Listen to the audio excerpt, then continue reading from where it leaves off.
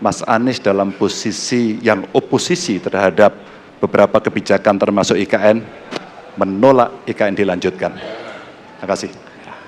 Cukup Bapak? Cukup. Baik. Baik, selanjutnya kami berikan kesempatan kepada calon presiden nomor urut 1 untuk menanggapi tanggapan dari calon presiden nomor urut 3, waktunya 1 menit dari sekarang. Inilah salah satu contoh produk hukum yang tidak melewati proses dialog publik yang lengkap. Sehingga dialognya sesudah jadi undang-undang. Dan ketika dialognya sudah undang-undang, siapapun yang kritis dianggap oposisi, siapapun yang pro dianggap pro pemerintah. Kenapa? Karena tidak ada proses pembahasan yang komprehensif yang memberikan ruang kepada publik. Ini negara hukum, bukan negara kekuasaan. Dalam negara hukum, berikan ruang kepada publik untuk membahas sebuah peraturan sebelum dia ditetapkan. Tapi ini nada-nadanya seperti negara kekuasaan, di mana penguasa menentukan hukum, dan kemudian dari situ kita berdebat pro kon. Kami melihat ada kebutuhan-kebutuhan urgen yang dibangun untuk rakyat. Kalau hari ini kita belum bisa menyiapkan pupuk lengkap, tapi pada saat yang sama kita membangun sebuah istana untuk presiden, di mana rasa keadilan kita? Oke, kita lanjut kembali perbincangan sebelum ke pas. Saya langsung ke Bang Faldo. Bang Faldo, kalau bisa tadi bilang Jakarta nggak ditinggalkan, itu satu ya. Yang kedua, soal proses pembuatan undang-undangnya gimana? Kan diklaim oleh Mas Anies Baswedan gitu, tidak terlalu banyak melibatkan publik pada saat itu. Ya undang-undang kan DPR bersama pemerintah ya, dan prosesnya juga pasti sudah berjalan, bahwa aspirasi, ada masa mendengar aspirasi publik, dan dilalah salah duanya di sana ada partai yang mendukung Pak Anies juga gitu, ada Partai Nasdem dan Partai PKB gitu. Apakah dua partai yang mendukung Mas Anies tidak mendengarkan proses itu? Gitu. Tapi saya doakan tetap solid. Tapi saya doakan tetap solid. Tapi soal partisipasi publik itu gimana dalam pembuatan undang-undang? Kalau menurut Bang Faldo? Ya, prosesnya terus berjalan. Ada pelibatan publik, pengamat diundang, ada proses yang sebenarnya itu proses sama aja dalam semua undang-undang, Pak. Dan itu selalu terjadi dan berjalan. Tapi mungkin ya Mas Anies mungkin mengambil angle bahwa ini ada aspirasi publik yang mana ya gitu, itu kita perlu dikasih tahu juga publik yang mana yang menjadi suara dengarannya Mas Anies, tirakatnya Mas Anies ini dapat info dari mana gitu. Nih maksudnya kali aja gitu suara ada yang menurut saya semoga itu bukan suara kader Partai Nasdem dan PKB. Makanya coba kita dengar ini publik yang mana yang dimaksud, karena kan Mas Anies menyampaikan tidak ada partisipasi publik. Saya koreksi tadi tentang hambalang. Hambalang maksudnya itu bukan karena undang-undang, tapi karena kebijakan. Jadi maksudnya pemerintah tuh punya hak memilih prioritas. Seperti Pak Jokowi memilih tidak membangun hambalang, itu tidak salah. Jadi kalau Pak Anies menang dan memilih belum membangun IKN dan merubah bentuknya, itu juga tidak salah, walaupun undang-undangnya ada. Itu saya clearkan. Nah, terkait dengan undang-undang, sebenarnya IKN ini memang ujuk-ujuk muncul karena dalam visi misi Presiden Jokowi 2019 itu tidak ada. Dan 2019 dan saya pada saat itu muncul ide membangun IKN, dan saya ditelepon salah seorang yang menghadiri sidang kabinet persiapan pidato kenegaraan 17 Agustus 2019. Nggak usah marah-marah, IKN nggak jadi kok, sudah dirapatkan tadi. Ternyata di pidato kenegaraan muncul. Jadi mohon dipahami bahwa IKN ini muncul di pidato kenegaraan, bukan dari diskursus publik. Itu kira-kira maksudnya, dan tidak ada dalam visi misi. Jadi itu yang kita ini kenapa ujuk-ujuk muncul di pidato kenegaraan. Dan dasarnya hanya pidato kenegaraan, bukan visi misi, bukan apa-apa. Nah, padahal ini langkah strategis, itu bahwa itu diskursusnya tidak kuat. Nah, tadi ini teman-teman baik saya semua nih berdua, kita biasanya kongko-kongko dan berakal sehat aja. Saya memahami posisi masing-masing. Kita juga memahami posisi apa. Jadi sebenarnya di luar mereka sama dengan saya. Di dalam beda gitu.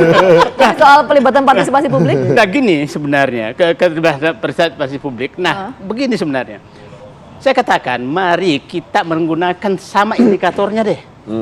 Demi masa depan Indonesia, demi pemerataan, demi menyelesaikan Jakarta. Itu 3 indikator yang kita pakai untuk menilai kebijakan membangun ibu kota negara ini tepat nggak. Demi kemajuan ke depan, apakah betul bahwa demi kemajuan Jepang memindahkan ibu kota? Masih tanda tanya. Bisa saja kemajuan Indonesia memperbanyak kota di Kalimantan, di Indonesia Timur, 50 kota dengan 500 triliun, itu lebih banyak kota, dan itu pasti lebih maju. Oke? Dan Jakarta selesai juga, karena orang Makassar, kampung saya, nggak kesini lagi. Orang Balikpapan nggak kesini lagi, karena kotanya dibangun. Kan itu juga pemikiran. Nah, daripada membangun ibu kota negara di suatu tempat, dan saya dua kali di sana, di tengah hutan, itu siapa yang mau ke sana? Akhirnya Balikpapan kendor, Samarinda kendor, semua kendor, terus ada mercusuar baru di sana. Nah, itu yang saya pikir. Jadi, nah yang ketiga, menyelesaikan Jakarta, boleh bahwa apakah dengan pindah ibu kota menyelesaikan Jakarta? Enggak juga, ya kan? Jadi maksud saya, kita pakai aja lah bahwa keputusan politik ini masing-masing, biarkan publik menilai yang mana paling rasional. Kalau saya ditanya, apakah IKN dilanjutkan apa tidak dilanjutkan sekarang? Saya katakan dengan utang negara yang makin besar. Yang awalnya sebenarnya IKN itu rencananya Pak Jokowi adalah hanya 20% biaya APBN. Oke. Tapi ternyata nggak laku-laku. Akhirnya sepertinya 100% akan APBN. Kenapa APBN ini tidak digunakan untuk membangun kota banyak? Oke. Itu kira-kira. Oke, jadi Ada ini tiga dua indikator perspektif yang kan berbeda sebetulnya. Ini perspektif dari APBN-nya, ini adalah perspektif dari kepadatan penduduknya. Tapi tadi pertanyaan saya belum terjawab, Bang Said Didu. Untuk tadi yang disampaikan oleh Mas Anies bahwa ini tidak melibatkan partisipasi publik, itu indikatornya apa? Sangat Itu dulu sangat terlihat. Jadi gini, pada saat pembentukannya itu beginilah. Sejak Presiden Jokowi ini selalu mengabaikan partisipasi publik untuk pembentukan undang-undang. Selalu, bukan hanya IKN. Oke. Bagaimana demo tentang cipta kerja, apakah didengar enggak? Apakah revisi undang-undang lain didengar? Tidak. Nah, terakhir revisi undang-undang IKN yang menambah menjadi GU 190 tahun dan lain-lain direvisi, itu tidak melakukan revisi publik. Jadi maksud saya, bukan hanya undang-undang IKN, tapi hampir semua undang-undang yang dilaksanakan oleh DPR dan pemerintah. Pak, maaf ya. Tadi kata Bang Selama Faldo ini melibatkan mengabaikan partisipasi publik, Emang mengurangi partai Oke, kalau Mas Imam melihat ini memang melibatkan partisipasi publik nggak dalam proses pembentukan undang-undang ini? Kan anggota DPR publik juga bukan? Oke.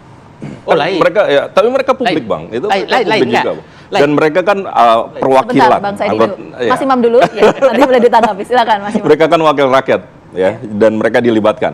Seperti yang Valdo bilang tadi ya, Nasdem dan PKB juga ada di situ. Bahkan tidak memberikan catatan. Kalau saya tidak salah, memberikan catatan Demokrat. Itu satu hal ya. Dan saya melihat undang-undang itu tidak hidup di ruang hampa. Dia bisa disesuaikan dengan kebutuhan, dengan perspektif yang baru, dengan perkembangan dan seterusnya. Jadi kalau merasa belum sempurna, disempurnakan. Bahkan undang-undang IKN kalau nggak salah kan memang habis disempurnakan, baru direvisi dan lagi disosialisasikan. Jadi ya kalau memang belum sempurna, ya namanya juga buatan manusia, nggak akan pernah sempurna. Dan dia tidak berada di ruang hampa, kita bisa terus melakukan koreksi. Oke, kalau misalnya itu tadi tidak undang-undang muncul tidak dari ruang hampa. Betul tadi kalau misalnya Pak Said Didu bilang kan di pidato negaraan 2019 itu. Artinya kan memang sudah ada ada titik awalnya di situ, meskipun itu baru melalui pernyataan dari Presiden. Apakah diskusi-diskusi sebelumnya nggak ada? Pak Didu mendapatkan informasi nggak ada kok soal IKN, tiba-tiba muncul gitu. Nah itu kan yang dipertanyakan juga Mas Imam. Hal-hal seperti itu. Ya, tentu diskusi-diskusi saya rasa ada ya. Kan nggak mungkin kan ini tidak ada upaya pemikiran yang kolektif. Saya rasa nggak mungkin. Tetapi pada forum yang mana mungkin nggak semua Bang Said Didu tahu. Dan yang paling penting adalah ini terpublikasi pada forum yang terhormat. Dan saya rasa itu forum yang tepat untuk kembali menguatkan konsensus.